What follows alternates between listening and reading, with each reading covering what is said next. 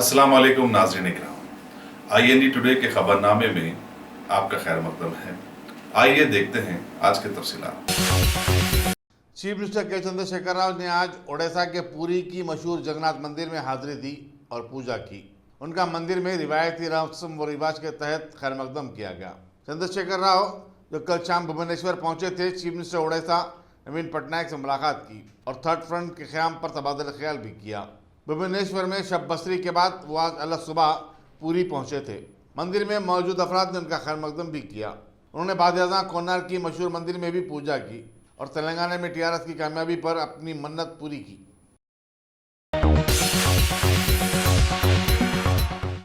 सदर जमहूरिया रामनाथ कोविंद 4 रोज़ा दौरे हैदराबाद के बाद आज सुबह दिल्ली वापस हुए। जनूबी हिंद में अपने तौक़ुफ़ की रिवायत के मुताबिक सदर जमहूरिया ने बुलारम में वाक़ राष्ट्रपति निलायम में अपने अरकान ख़ानदान के हमरा क़याम किया। इस दौरान उन्होंने करीमनगर का भी दौरा किया और एक तकरीब में शिरकत की। रियासती गवर्नर ESL नरसिम्हन, उनकी अहलिया विमला नरसिम्हन, वज़ीर दाखिला महमूद अली, सदरनशीन कानून council Swami Gaur, chief secretary SK Joshi, civil police और फौजी आला अहदेदारों और दूसरों ने उन्हें हकीमपेट हवाई अड्डे पर विदा किया।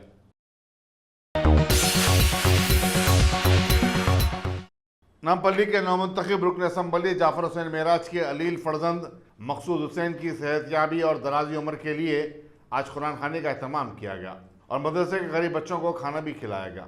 याद रहे कि 3 हफ्ते कबल मकसूद हुसैन के गुर्दों की पेवंदकारी हुई है। बैडमिंटन की मशहूर खिलाड़ी PV सिंधु ने आज नायब सदर जमहूरिया M वेंकैया नायडू से हैदराबाद में मुलाकात की। नायब सदर ने सिंधु को BMF वर्ल्ड टूर फाइनल में कामयाबी हासिल करने और हिंदुस्तान के लिए टाइटल हासिल करने पर मुबारकबाद दी। इस मौके पर उनके वालिद भी मौजूद थे। रज़ाकाराना तंजीम ह्यूमैनिटी केयर फाउंडेशन ने बंजारा हिल में वाक़ Tarak Rama Indo American hospital और उसके अतराफ अगनाफ के इलाके में वाक़ फुटपाथ पर शब बसरी करने वाले गरीब आवाम में 200 ब्लैंकेट्स तकसीम किए। इस मौके पर फाउंडेशन के सदर रुपिन देसाई के अलावा M पारू, साई तेजा, सलीम, फरहाना फारूकी और दूसरे मौजूद थे। सोशल मीडिया में शोहरत के साथ साथ एतबार हासिल करने वाले IND टुडे को आज उस वक्त ज़बरदस्त कामयाबी मिली जब उसने YouTube पर 1 लाख सब्सक्राइबर के निशाने को छू लिया। IND टुडे के CEO और चीफ एडिटर सैयद गौस मोइनुद्दीन के नाम एक मकतूब में YouTube ने बताया कि उनके इदारे की तरफ से 21 जनवरी को मुनक़्क़िद होने वाली एक तकरीब में सिल्वर अवार्ड अता किया जाएगा। गौस मोइनुद्दीन ने इस एजाज़ पर खुशी का इज़हार करते हुए कहा कि अल्लाह का शुक्र है कि उसने IND टुडे को बाएतबार ही नहीं बल्कि बावखार भी बनाया है। वो ये अवार्ड IND टुडे की टीम और उसके लाखों सब्सक्राइबर्स और नाजरीन के नाम मानून करते हैं। 2012 में IND टुडे ने अपने क़याम के बाद से आज तक बिला नाका खबरनामा और अहम खबरों को नाजरीन के सामने पेश करता रहा है। वो टेक्नोलॉजी से इस्तेफ़ादा करते हुए आवाम के शहरियों को अहवाल आलम से बाखबर रखने में भी मसरूफ़ है। तेलुगु फिल्मों की अदाकारा अपूर्वा ने तेलुगु देशम के रुकन असम्बली चिंतामणि प्रभाकर पर हिरासानी का इल्ज़ाम आयद किया और सिटी पुलिस के क्राइम सेल में शिकायत दर्ज करवाई। मीडिया से बातचीत करते हुए उन्होंने कहा कि आंध्रा के रुकन असम्बली ने गुज़िश्ता दिनों एक प्रेस कॉन्फ्रेंस में उनके खिलाफ बेबुनियाद इल्ज़ाम आयद किए और उन्हें बदनाम किया। पुलिस ने बताया कि अपूर्वा की शिकायत की जांच पड़ताल करने के बाद ही आगे की कार्रवाई की जाएगी। रेलवे पुलिस ने सिकंदराबाद स्टेशन पर पर्सेस और बैग छीनने वाली खवातीन की एक टोली को गिरफ्तार किया है।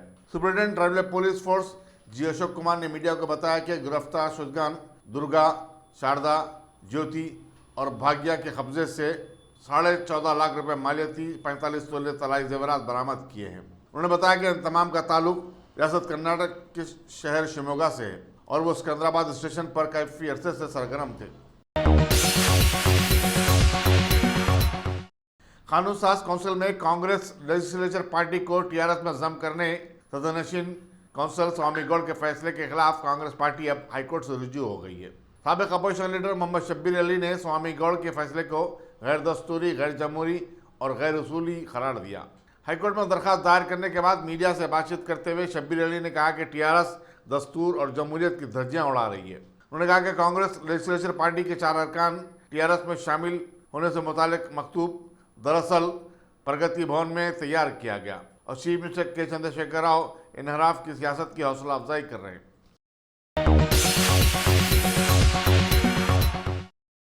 Top selection computers. अगर आप टेक्नोलॉजी के दौर में रहते हुए टेक्नोलॉजी से दूर हैं तो सोचिए मत, आइए एक बार खिदमत का मौका दीजिए। हमारे यहाँ branded computers Dell, HP, Lenovo, laptop accessories उम्दा क्वालिटी निहायती वाजबी दाम पर दस्तयाब है। स्कूल, कॉलेज, कॉर्पोरेट, ऑफिस वगैरह में बल्क क्वांटिटी में सप्लाई की जाती है। इसके साथ साथ हमारे यहाँ माहिर टेक्नीशियंस की निगरानी में रिपेयर की सहूलत भी मौजूद है। अगर आप अपने घर, दुकान, सोसाइटी, स्कूल वगैरह को सेफ और क्राइम फ्री बनाना चाहते हो तो इंस्टॉल कीजिए CCTV कैमरा जो HD क्लियरिटी के साथ दस्तयाब है। गुज़िश्ता 10 साल से मुल्क भर में अपनी इन तमाम खिदमात को जारी रखते हुए आपके एतमाद को बरकरार रखने वाला नाम top selection computers, Vijayanagar colony beside Riyan hotel, Hyderabad. Director Syed Rashid Ali. Phone 9849715954। Top कानून साज काउंसिल की रुकनीत के लिए नाअहल करार दिए जाने वाले कांग्रेसी कायद रामलू नायक ने सदरनशीन कानून साज काउंसिल स्वामी गौड़ के एलामिये को चैलेंज किया है। एक प्रेस कॉन्फ्रेंस से खिताब करते हुए रामलू नायक ने कहा कि गवर्नर के कोटे से काउंसिल के लिए नामजद किए जाने वाले रुकन का ताल्लुक किसी भी जमात से नहीं होता। वो ऐवान में आज़ाद और खुद मुख्तार होता है। अलबत्ता उसका झुकाव किसी भी सियासी जमात की जानिब हो सकता है। चुनाचे इसे इनहराफ की बुनियाद पर न तो ऐवान से मुअत्तल किया जा सकता है, ना ही उसे नाअहल करार दिया जा सकता है। स्वामी गौड़ का इक़दाम गैर कानूनी है। उन्होंने कांग्रेस से मुनहरिफ होकर TRS में शामिल होने वालों के खिलाफ अब तक कोई कार्रवाई नहीं की। TRS के सदर और चीफ मिनिस्टर के चंद्रशेखर राव जो 4 रियासतों के दौरे पर हैं, आंध्र प्रदेश और ओडिशा के बाद आज मगरबी बंगाल के दारुल हुकूमत कलकत्ता पहुंचे। त्रिमूला कांग्रेस की सदर और चीफ मिनिस्टर ममता बनर्जी और उनके काबिने रफ़ा ने चंद्रशेखर राव का एयरपोर्ट पर खैर मकदम किया। बाद-ए-आज़ां राइटर्स बिल्डिंग में दोनों कायदीन ने थर्ड फ्रंट के बशमूल मरकज़ रियासत ताल्लुकात जैसे हसास उमूर पर तबादला ख्याल किया। ममता बनर्जी की मौजूदगी में एक प्रेस कॉन्फ्रेंस से खिताब करते हुए चीफ मिनिस्टर तेलंगाना ने कहा कि वो दीदी के साथ मुजवज़ा पार्लिमानी इंतखाबात और इलाकाई जमातों के रोल पर बातचीत की है और दोनों का मानना है कि आने वाले वक्त में इलाकाई जमातें कौमी सियासत में अहम रोल अदा कर सकती हैं। एक मजबूत विफाक के लिए मजबूत रियासतों का होना बेहद ज़रूरी है। ममता बनर्जी ने हालिया असम्बली इंतखाबात में TRS की शानदार कामयाबी पर चीफ मिनिस्टर को मुबारकबाद दी। चीफ मिनिस्टर चंद्रशेखर राव ने कलकत्ता में मशहूर काली मंदिर में भी हाजिरी दी और पूजा के बाद शाम में दिल्ली के लिए रवाना हो गए। मलकाजगिरी जोन की SOT ने मंशियात की सप्लाई और फरोख्त के इल्जाम में कीनिया के एक बाशिंदे के बशमूल 3 अफराद को नेरेडमेंट में गिरफ्तार किया है। उनके कब्जे से 1,30,000 रुपये मालियती गांजे के पैकेट्स और नशीली अद्वियात जब्त किए गए। Joint commissioner police Rachakonda Sudhir Babu ने मीडिया को बताया कि M. रेमंड हुसूल तालीम के लिए हैदराबाद आया हुआ था और वीज़े की मुद्दत के ख़त्म होने के बावजूद गैर कानूनी तौर पर मुकीम था। आरमोर निज़ामाबाद के 19 साल मोहम्मद हुसैन और नेरेडमेंट के रहने वाले सोमनाथ के साथ मिलकर 2017 से मंशियात का कारोबार करता था। राजेंद्रनगर का रहने वाला उनका एक और साथी सैम मफरूल बताया जाता है। Commissioner police Rachakonda Mahesh Bhagwat, deputy commissioner police Malkajgiri Uma Mahesh Sharma की निगरानी में इंस्पेक्टर नवीन कुमार ने अपनी टीम के साथ ये गिरफ्तारी अमल में लाई।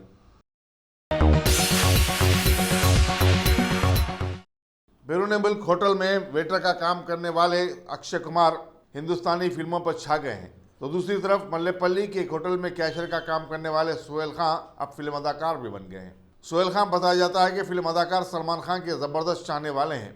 उन्होंने एक शॉर्ट फिल्म बनाई है जिसे 22 दिसंबर को सलमान खान की सालगिरह के मौके पर उसका प्रीमियर मुनक़िद किया गया। सज्जाद हुसैन इस फिल्म के हिदायतकार हैं। वाज़ेह रहे कि सोहेल खां ने अपने पसंदीदा हीरो सलमान खान की मोहब्बत में चंद माह कबल एक गाना भी रिकॉर्ड किया था। सोहेल खां का कहना है कि उनकी एक ही हसरत रह गई है और वो ये है कि सलमान खान से कभी ज़िंदगी में शख्सी तौर पर मुलाकात करें। अगर आपने हमारे चैनल को सब्सक्राइब नहीं किया है तो आपको यहाँ सब्सक्राइब बटन दिख रहा है, उसे क्लिक करिए और सब्सक्राइब कीजिए और साथ ही साथ बेल आइकॉन को भी क्लिक करिएगा, जिससे कि आपको ताज़ा अपडेट मिलते रहें। भारत में 2019 के आम इंतखाबात के पेश नज़र पीएम मोदी का अब ज़्यादातर वक्त रियासतों के दौरों में गुजर रहा है। अभी खबर है कि वो उड़ीसा के दौरे में भुवनेश्वर पहुंचे और वहां के आईआईटी कैंपस को कौम के नाम मानून किया। पीएम ऊर्जा गंगा योजना के तहत इंडियन ऑयल की पारादीप और हैदराबाद के बीच पेट्रोलियम प्रोडक्ट्स के लिए डाली जाने वाली पाइपलाइन का उन्होंने इफ्तिताह भी किया और 3,437 करोड़ की हल्दिया गेल की जगदीशपुर और बोकारो ठामड़ा गैस पाइपलाइन योजना के तहत बोकारो अंगुल पाइपलाइन का संग बुनियाद भी रखा।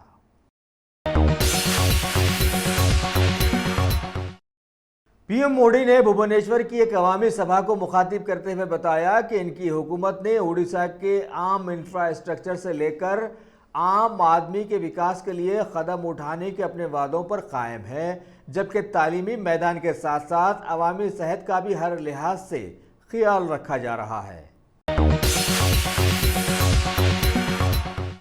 भारत के साबिक वज़ीर आज़म भारत रत्न आनजहानी अटल बिहारी वाजपेयी की याद में आज 100 रुपयों का एक सिक्का जारी किया गया। पीएम मोदी ने इस मौके पर बताया कि आनजहानी अटल जी का कुछ कहना सारे मुल्क का कहना और उनका सुनने का मतलब सारे मुल्क को सुनना था, जबकि अभी भारत में ऐसा कोई भी लीडर मौजूद नहीं है, जबकि वो बैरूनी दौरों पर भी कम ही जाया करते थे।